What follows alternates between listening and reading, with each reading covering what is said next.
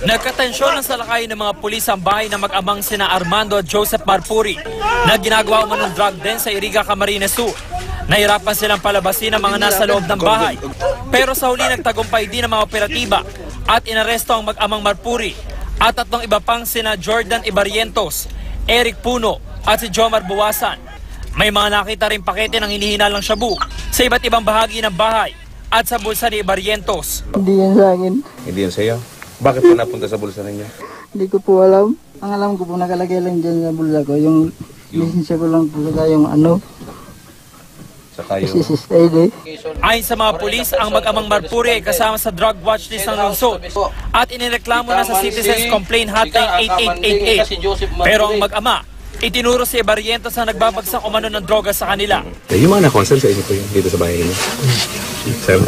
Hindi po. Yung dalawa yun dito yung natutulog eh. Lagi pong higit silang naggagawa dyan. Yung dalawa nagtatariyap po dyan. Hindi ko naman po namin masabihan. Inaresto rin ang isa pang anak ni Armando na si Karen May matapos makuhanan ng pitakan naglalaman ng mga hinihinalang shabu. Hindi po talaga sa akin yun. Wala pang payag sina Puno at Buwasan. Bukod sa mga droga, may nakuha rin baril at mga bala sa bahay. Dahil dito'y maharap din ang mga suspect sa reklamong paglabag sa election gun ban. Duguan na ang pedicab driver na si Rocky Jimenez nang abutan ng mga otoridad sa Legazpi, Albay. May dalawang saksak sa likod ang biktima. Bagamat nadala pa sa ospital, namatay rin ang biktima dahil sa dami ng nawalang dugo sa kanya.